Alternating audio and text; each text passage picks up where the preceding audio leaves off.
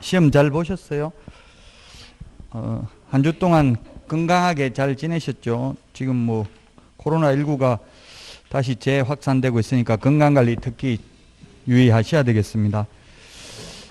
인터넷으로 수강하시는 분들은 이게 지금 9월 달부터 이제 동형 모의고사가 중요하죠. 이게 책 1차, 2차 책이 있으니까 꼭 구입해가지고 문제를 미리 풀어보시고 수강을 하시는 게 좋을 겁니다.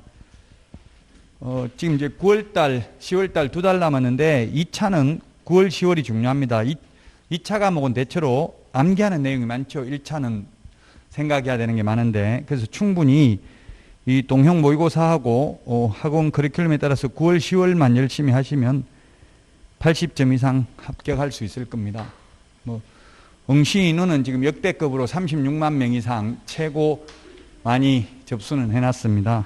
그러나 이게 혼자서 하는 분들은 중간에 접수해놓고도 포기하고 나중에 2차까지 응시하는 분들은 실제 10만 명도 안 될 겁니다. 나중에 최종 응시 인원을 보시면 아시겠지만. 그래서 4명 중에 3명이 포기합니다. 원서 접수해놓고도. 그래서 여러분들은 이때까지 열심히 했기 때문에 그 중간에 포기하는 일이 없기를 바랍니다.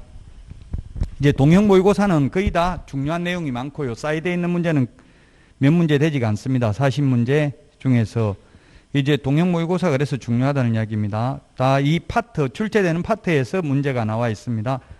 자, 그러면 문제 보도록 하겠습니다. 1번 용어 정의와 관련되는 것 시험에 반드시 출제되죠. 1번 중개는 법률행위라고 했는데 중개는 사실행위고 중개의 대상은 법률행위죠. 그래서 중개 계약은 법률행위고 중개행위는 사실행위입니다. 반대로 말했죠. 1번 틀렸습니다. 2번은 개업공개사가 중개 의뢰인 일방으로부터 의뢰받는 경우에도 중개에 해당한다. 예, 일방으로부터 또는 쌍방으로부터 의뢰받는 것 모두 중개에 해당됩니다. 일방으로부터 의뢰받으면 이게 공동중개가 되고요. 쌍방으로부터 의뢰받으면 단독중개가 되겠죠. 2번이 정답입니다. 그래서 자 3번 우리는 주관식 시험이 아니고 객관식 시험이죠. 따라서 주관적이라는 말 나오면 무조건 X입니다. 공인중개사법에서는 중개행위에 해당하는지 여부는 객관적으로 보아 사회 통념상 중개행위에 해당되는지 여부를 판단하여야 한다. 따라서 매수인이 매도인에게 전달해달라고 계약금 중도금을 맡겨놨는데 실장이 즉 소속공개사나 중개보조원이 떼먹고 도망가면 개업공개사가 책임져야 된다는 판례입니다. 예, 객관적으로 봐. 주관적이라는 말은 뭡니까? 주관적, 주인의 관점에서 보는 게 주관적입니다. 객관적이라는 말은 손님 객자죠. 손님 입장에서 보는 게 객관적입니다. 따라서 손님이 의뢰인이죠. 의뢰인 입장에서 보면 손해를 입었기 때문에 중개업소를 믿고 중개사무소 간판 보고 사무소에 맡겨놨기 때문에 그건 개업공개사가 책임져야 된다. 개업공개사는 내가 계약금 떼먹으라고 시켰냐, 자식도 내 맘대로 못하는데 왜 내가 책임지냐 이렇게 주장했지만 그건 주관적인 생각이고 객관적으로 보아 사회통념상 중개행위에 해당된다. 따라서 주관적 나오면 무조건 X, 전부 객관적입니다. 객관식 시험이기 때문에 그렇습니다. 자, 그 다음에 4번 관리대행, 분양대행, 그 다음에 정보 제공 또는 상담, 컨설팅 뭐 이런 것들은 중개에 해당되지 않는다. 따라서 중개 보수 규정이 적용되는 것이 아니라 관리대행 수수료, 컨설팅 수수료 이런 거는 중개 보수가 아니기 때문에 많이 받아도 상관이 없다는 뜻입니다. 자, 그 다음에 5번 개업공개사가 아닌 일반인이 중개를 하는 경우에도 무등록 중개업자로 형벌을 받는다. 중개를 하는 것은 상관없습니다. 중개업을 하면 무등록 중개업자로 처벌받죠. 직업으로 하면 처벌받지만 한두 번 중개만 했다고 처벌받는 것은 아닙니다. 따라서 무등록 중개업자의 보수 청구권은 인정되지 않습니다. 그러나 업으로 한 게 아니고 우연한 기회에 한두 번 중개를 하고 보수를 받기로 했다면 사회통념상 과다하지 않는 보수는 받아도 됩니다. 자, 그래서 1번에 답 2번이 되겠습니다. 용어 정의에서 한 문제 반드시 출제됩니다. 꼭 이 문제가 나온다는 걸 떠나서 용어 정의에서 한 문제 나온다고요. 2번, 3번 중개대상물에 대해서도 한 문제 반드시 출제되죠. 자, 중개대상물로 묶인 것은입니다. 중개상물에 해당되는 것. 어업재단. 자, 의제부동산인데요.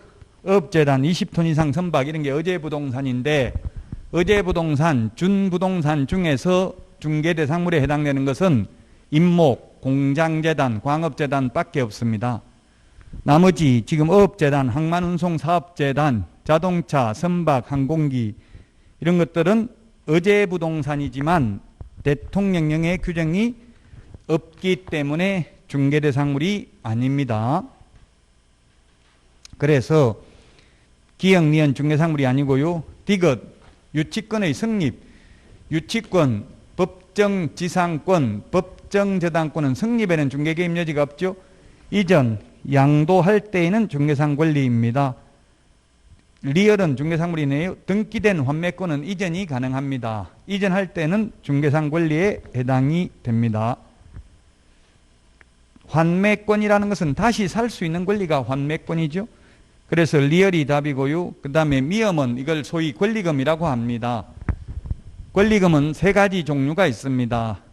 바닥권리금, 시설권리금, 영업권리금이 있는데 세 가지를 통칭해서 권리금이라고 합니다. 이런 권리금은 중개대상물이 아니다.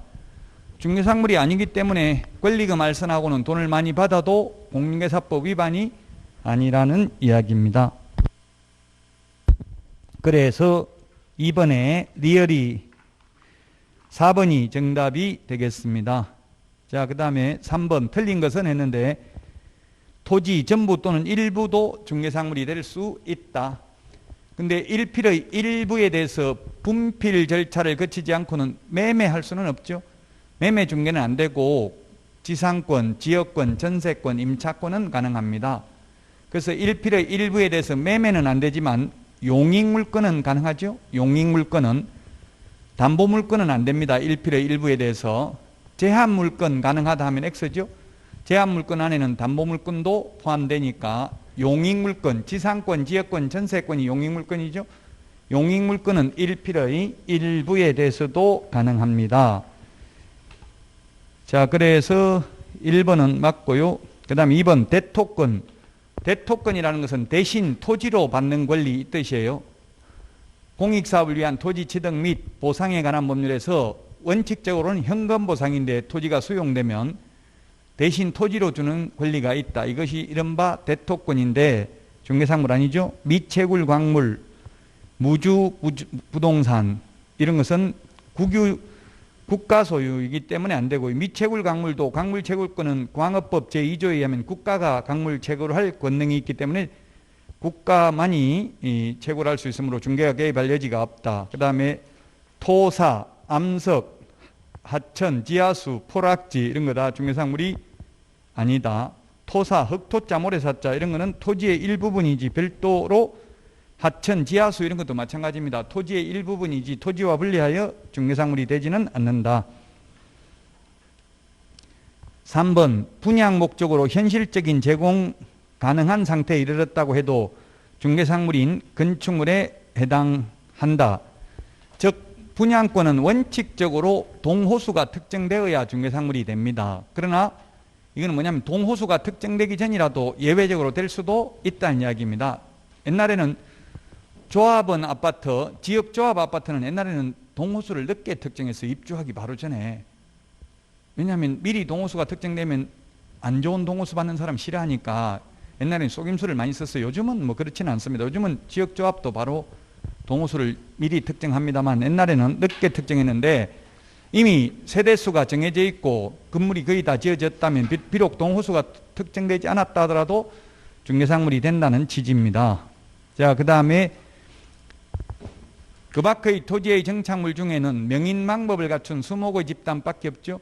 이 명인망법을 갖춘 수목의 집단 중개대상물에 해당됩니다. 그러나 명인망법을 갖춘 농작물, 미분리 가실 이런 것들은 중개상물이 되지 않습니다. 가식의 수목 이런 거 다 중개상물이 되지 않습니다. 5번이 답인데 공장재단, 광업재단은 재단 전체가 하나로서 중개상물이 되죠. 재단에서 분리된 토지, 건물, 공업소유권, 생산, 설비 이런 것만 따로 떼어내서 중개상물이 되지도 않고 거래의 대상이 되지도 않는다. 일물 일권주의 예외라고 했습니다. 물건은 여러 개인데 소유권은 하나밖에 없습니다. 재단 전체가 하나로서 거래의 대상이 되며 또한 중개대상물이 된다. 그래서 5번이 답입니다. 공인중개사법에서 가장 어려운 부분이 지금까지 지금 세 문제입니다. 이게 왜냐하면 법조문에도 없고 판례가 없는 것도 있어요. 해석상 문제니까 관념적이니까 가장 어렵습니다. 민법도 총칙이 가장 어렵잖아요. 앞에 있는 부분이 가장 어렵습니다. 모든 과목은. 자, 그래서 이제 5번이 답이고 이제 4번부터는 별 문제 될 게 없네요. 4번. 등록에 관한 설명으로 틀린 것인데 1번이 답이네요. 등록 신청하고자 할 때 보정 설정해 등록관 정의 신고해야 된다. 오늘 제가 이거 핵심 비교 정리 프린터 최종 개정된 내용을 반영해서 오늘 내드렸습니다. 이제 시험 볼 때까지 이거 가지고 가시면 되겠습니다. 바꾼 내용을 간략하게 말씀드리면 13번 1번, 2번 뒤에 있는 내용 바뀌었습니다. 이거는 9월 달부터 바뀔 예정입니다. 미리 지금 바뀔 걸 예정해서 내드린 거고요. 13번. 지금 바뀐 것만 옛날 프린트 참고해서 보시고 구체적인 거는 이제 다음에 또 그 파트 강의할 때 말씀드리고요. 그 다음에 19번 바꾼 내용을 보면 19번에 밑에 두 번째 까만 별표 시행규칙입니다. 자격정지 업무정지는 옛날에 시행령으로 되어 있었죠. 시행규칙인데 오타를 수정했습니다. 자격정지 업무정지는 시행규칙이잖아요. 가태료의 구체적 기준은 대통령령에 있죠. 또는 시행령, 대통령령 같은 말이고요. 시행규칙, 국토교통부령 같은 말입니다. 시행규칙, 즉 국토교통부령에 되어 있고요. 자격정지 업무정지의 구체적 기준은 자, 그래서 13번, 19번을 바꿨고요. 그 다음에 25번에 보면은 이게 8월 21일부로 바뀌었습니다. 그게 맨 마지막에 밑줄 지났는데 인터넷 표시 광고할 때 표시해야 되는 게 거기에 맨 마지막에 보면은 소재지 면적, 소면, 가중, 그 기라고 했는데 기타였는데 그 맨 마지막 기타가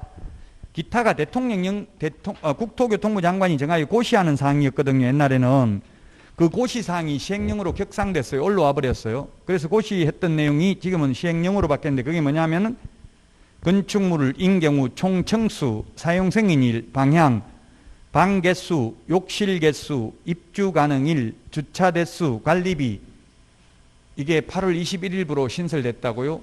그래서 요거는 기본서, 문제풀이 책, 요약집에도 반영 안 돼 있는 내용입니다. 8월 21일 날 신설됐으니까 예, 그래서 요거 체크만 해 두시고요. 그래서 지금 뉴스에 요즘 나왔잖아요. 허위매물 싹 사라지고 20만 건이 사라지고 지금 그렇게 됐다고. 이게 허위매물 올리면 500만 원 이하의 과태료죠. 인터넷 표시 광고할 때 이런 거 표시 안 하면 100만 원 이하의 과태료입니다. 지금 청수 이런 거 표시를 광고를 안 하면. 자, 바꾼 것만 지금 말씀을 드리고 있습니다. 다시 구체적인 건 하고요. 그 다음에 29번에 뭐 잘못돼서 바꾼 건 아니고 29번에 거기에 동그라미 4번 밑에 까만 별표를 하나 신설했습니다. 상가 하도 이게 많이 틀려가지고 인터넷에 질문하는 분이 많아서 부산의 경우에는 최우선 면제 받을 때는 광역시에 해당되고요. 우선 면제 받을 때에는 부산은 과밀억제권에 해당된다고요. 상가. 부산이 상가가 6억 9천만 원, 그 밑에 과밀억제권역 6억 9천만 원 이하인 경우 우선 면제 받지만 최우선 면제 받을 때는 3,800만 원 이하인 경우 1,300만 원만 최우선 면제 받는다고요. 부산. 거기 또 칸이 없어 못 적었지만 그러면 세종, 파주, 화성, 세파화, 세종, 파주, 화성은 우선 면제 받을 때에는 세종, 파주, 화성이 5억 4천 이하이지만 최우선 면제 받을 때는 3천만 원 이하인 경우 1,000만 원까지 기타 지역에 해당된다고요. 세종, 파주, 화성이. 자, 그 다음에 그 밑에 월차임 전환율 밑에 까만 별표 월차임 전환율이 주택의 경우 1할 또는 기준금리 2%라고 돼 있죠. 이게 옛날 프린트에는 3.5%로 돼 있었어요. 3.5%. 근데 이게 2%로 이게 10월 달부터 바뀔 예정입니다. 10월 달에 바뀌면 시험 보기 전에 바뀌면 바뀐 게 나온다고 시험에. 뉴스에 많이 나오는 거 봤잖아요. 월차임 전환율 3.5가 2%로 바뀌었고요. 그럼 기준금리 0.5를 더하면 2.5%가 되는 거예요. 이걸 지금 10월 달에 바뀔 예정인 걸 미리 얘기해 놨고요. 그 다음에 그 오른쪽에 30번에 맨 밑에서 두 번째 까만별표 2기의 차임액을 연체했을 때 동그라미 4번이 하나 신설됐죠? 주택, 계약갱신 요구 거절할 수 있다고요. 주택 2 플러스 2, 2년 살고 또 2년 연장할 수 있잖아요. 계약갱신 요구. 근데 2기의 차임액을 연체한 적이 있으면 안 된다고요. 거절할 수 있다고요. 이런 것을 이게 신설됐습니다. 7월 31일부로 신설된 내용을 추가했습니다.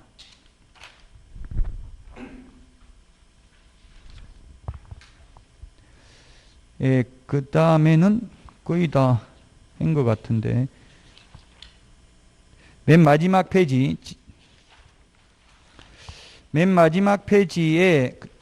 52번에 14번 14번이 아니고 15번도 아니고 17번에 52번에 17번 잘못된 건 아니고 자꾸 인터넷에 이게 무슨 말인지 모른다고 질문하는 분이 있어서 17번 매수 신청 대리는 실비, 옛날엔 실비라는 말이 있고 그냥 한도액이라고 되어 있었는데 실비 한도액 이렇게 실비라는 말을 넣었어요. 달라진 건 아니고 그냥 원래 실비인데 그냥 한도액이라고 해놓으니까 무슨 한도액이냐고 자꾸 묻는 분이 있어서 실비 한도액에가 실비라는 말을 넣었다고요. 실비.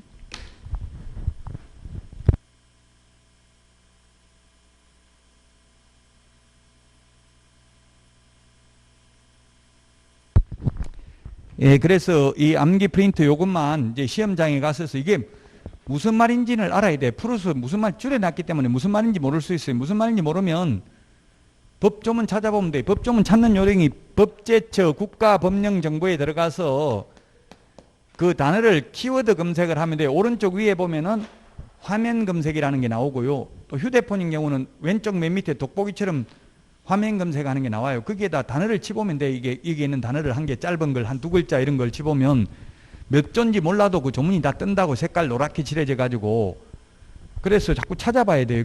틀린 무슨 내용인지 모르면 그래도 정 모르면 저한테 뭐 질문하시면 되고요. 어쨌든 무슨 내용인지만 파악하고 있다 암기하는 걸 나중에 시험장에 가서 암기해도 된다고 2장밖에 안 되니까 그 대신 계속 봐야지. 갑자기 보면 이게 무슨 말인지 다 줄여놨기 때문에 모를 수가 있죠. 80점은 받을 수 있습니다. 이 두 장만 정확하게 기억하신다면. 그래서 인터넷에 보니까 이걸 마법의 프린트 이렇게 하더라고요. 여기서 못 푸는 문제가 없다고 어떻게 이렇게 만드셨습니까 하고 극찬을 하는 분들이 계시던데 감사합니다. 어쨌든 그렇게 평가해 주시니까. 예. 뭐 여러분들 인정한다는 의미로 웃으시는 거죠. 4번에 1번이 그래서 틀렸습니다. 1번 이제 프린트 56번에 1번에 있네요. 56번에 1번 56번에 1, 2, 3번 프린트 찾아보자는 얘기. 56번에 1, 2, 3번 보정 설정 시기가 나와 있잖아요. 처음 개업할 때는 반드시 등록이 돼야 됩니다. 무등록 중개업자는 미리 가입 못하죠. 등록 후 업무 개시 전에 업무 개시 전인데 구체적으로 본다면 등록증 교부 전입니다. 등록증 교부 후 업무 개시 전은 아니고요. 왜냐하면 보정 설정 여부를 확인하고 등록증을 지체 없이 교부해야 되니까 그냥 포괄적으로 법조문에는 업무 개시 전에 더 디테일하게 세부적으로 본다면 등록증 교부 전 업무 개시 전이지 등록증 교부 후 업무 개시 전은 아니다. 그 다음에 두 번째 분사무소 설치 신고. 분사무소 설치 신고와 매수 신청 대리인 등록 신청 요건 미리 가입을 해야 됩니다. 무등록 중개업자는 가입 못한다고 했는데 이거는 무등록 중개업자가 아니죠. 왜? 분사무소는 이미 주된 사무소가 등록이 돼 있고요.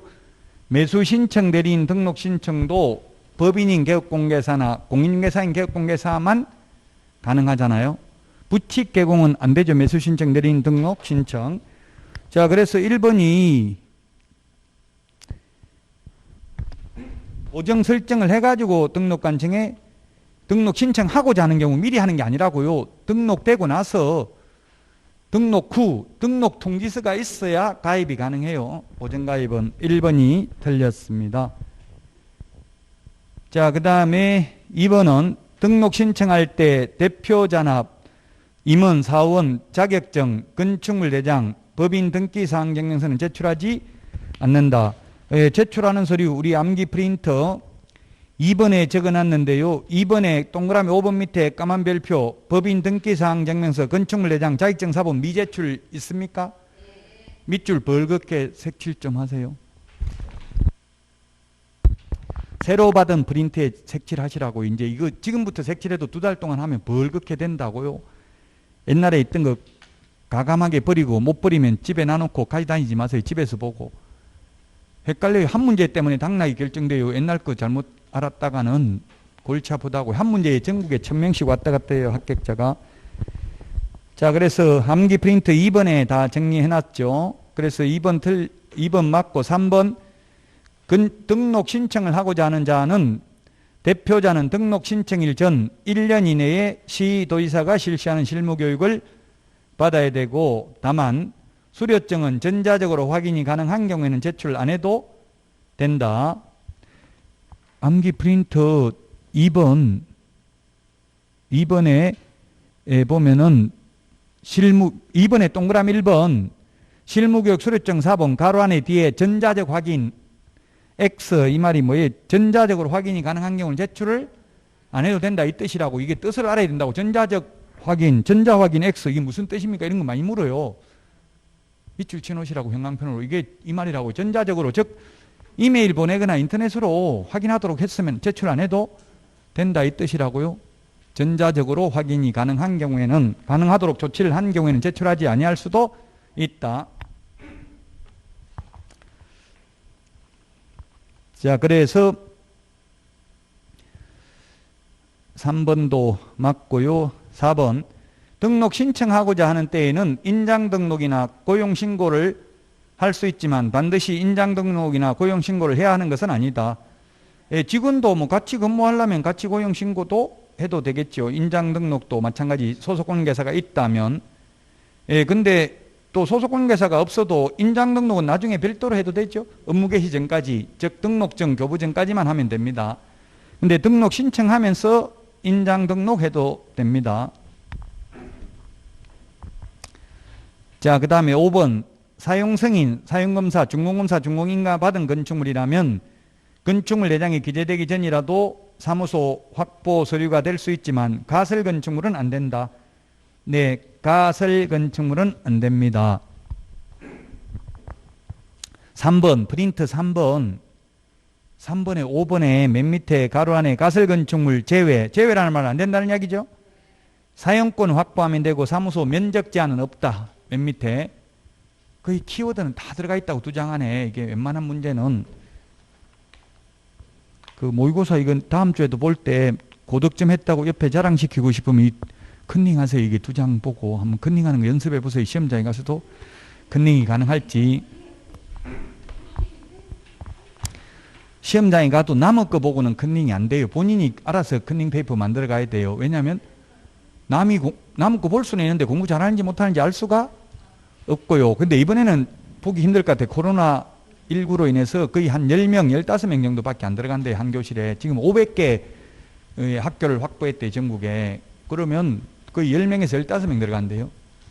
그럼 너무 멀찍하게 이제 앉아있어가지고 못 볼 수도 있어요. 어쨌든 열심히 준비를 하셔야 된다고요. 4번에 1번이 정답이고요. 5번은 등록 기준에 관한 설명으로 옳은 것은 했는데 1번 사회적 협동조합은 안 되죠. 사회적 협동조합은 안 됩니다. 그 우리 프린터 몇 번에 있어요? 3번 3번에 동그라미 1번 맨 뒤에 사회적 협동조합 제외라고 돼 있죠.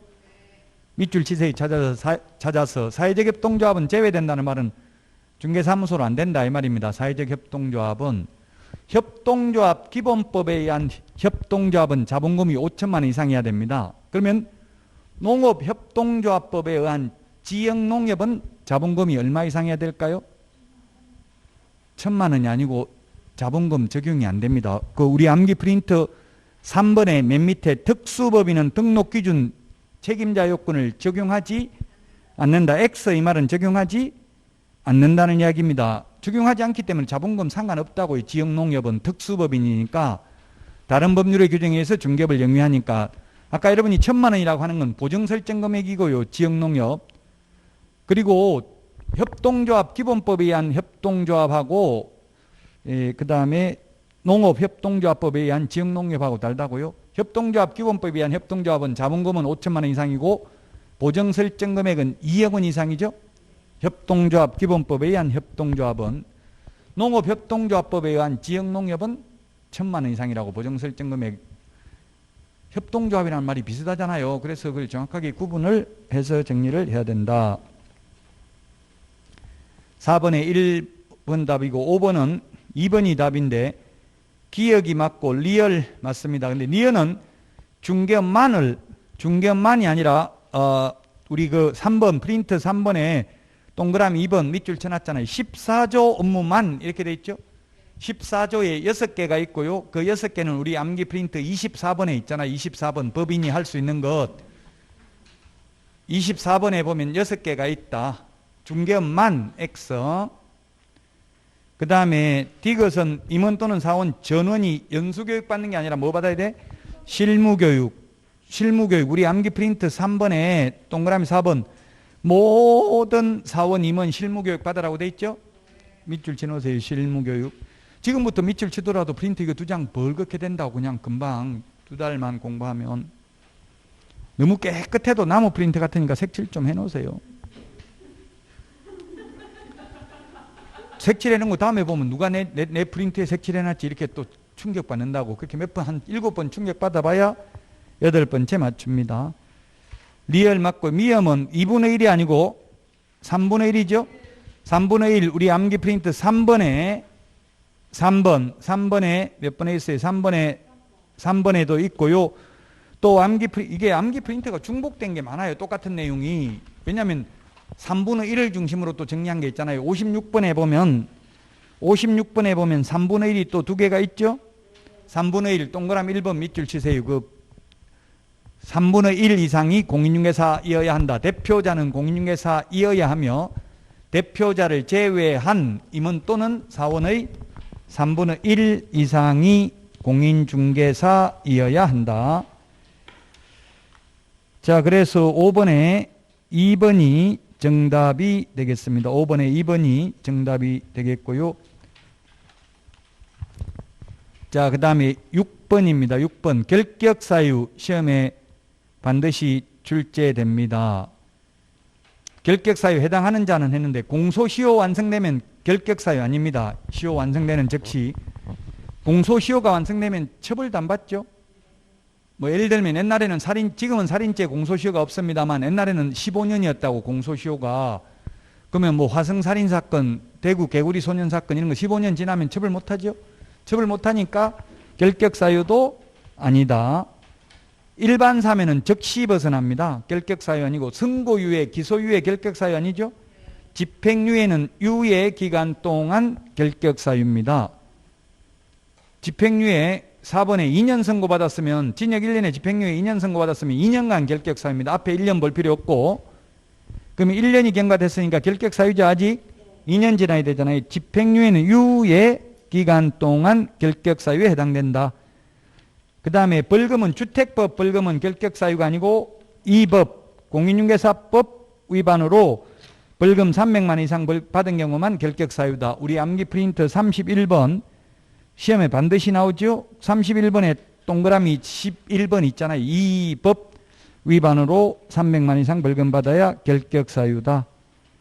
31번 결격사유 이거는 11번에 있는데 시험에 반드시 나온다. 꼭 반드시 기억해야 돼. 아마 모의고사 볼 때마다 이 결격 사유가 없다면 그 문제가 이상한 거예요. 해마다 시험에 출제됐다고요. 자, 그래서 6번에 4번, 7번 분사무소는 보정 설정을 하지 않아도 된다 했는데 보정 설정 분사무소는 1억 원 이상 가입해야 되죠. 주된 사무소는 2억 원 이상 가입을 해야 됩니다. 2억 원 이상. 물론 지역농협은 1,000만 원 이상입니다. 그 다음에 2번은 소속 공개사가 실무교육을 이수하지 않으면 분사무소 설치 신고할 수 없다 했는데 설치 신고할 수 있고요. 다만 소속 공개사가 나중에 근무할 수도 있잖아요. 처음부터 근무 안 하고 1년 있다 분사무소 취직할 수 있죠. 그래서 뭐 반드시 소속 공개사가 있을 경우에는 업무 개시하기 전까지만 받으면 돼요. 소속 공개사 업무 개시하기 전까지만 받으면 된다고요. 만약에 분사무소 설치하자마자 소속 공개사 직원이 있어가지고 같이 근무하려면 업무 개시하기 전에 미리 받기는 해야 되겠죠. 책임자가 실무교육 수료하면 된다고요. 분사무소의 경우는 처음에 설치할 때는. 그 다음에 3번 분사무소는 대표자가 보정하는 인장을 등록할 수 있다. 안 하고 주된 사무소 걸 가져다 쓸 수도 있다. 그 다음에 4번 분사무소 신고 필정은 설치 신고하면 즉시 교부된다가 아니라 7일 이내에 교부됩니다. 7일. 진짜 마법의 프린트라고 했는데 제가 만들어도 어떻게 이렇게 만들지 없는 게 없어. 그 이게 보니까 39번에 분사무소 11번에 있네. 39번에 11번 분사무소 설치 신고 필정 교부 있습니까? 39번에 11번 밑줄 치놓으시라고요. 17일 이내입니다. 7일 이내. 그래서 즉시 교부된다. X죠. 5번 분사무소 설치 신고를 제출받은 주된 사무소 등록관청은 지체 없이 분사무소 등록관청에 그 사실을 통보해야 된다 했는데 시험에 이런 식으로 나왔는데요. 엄밀히 말하면 분사무소 등록관청이 아니라 정확한 표현은 분사무소 관할 시장군수구청장이라고 해야 정확합니다. 그러나 기출문제에도 이런 우리 5번처럼 이렇게 출제됐어요.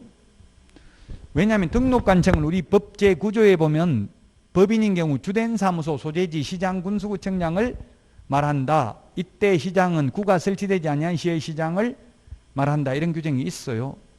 그래서 사실은 엄밀히 따지면 분사무소 등록관청도 사실은 주된 사무소 소재지 시장군수구청장이에요. 그러나 여기에서의 문제 출제 의도는 뭡니까? 분사무소 관할 시장군수구청장이라는 뜻이죠.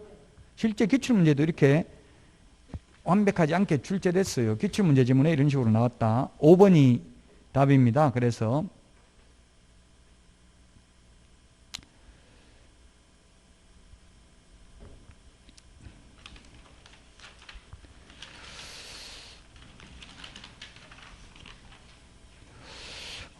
여기까지 하고 7번까지 하고 쉬었다가 8번부터 하도록 하겠습니다.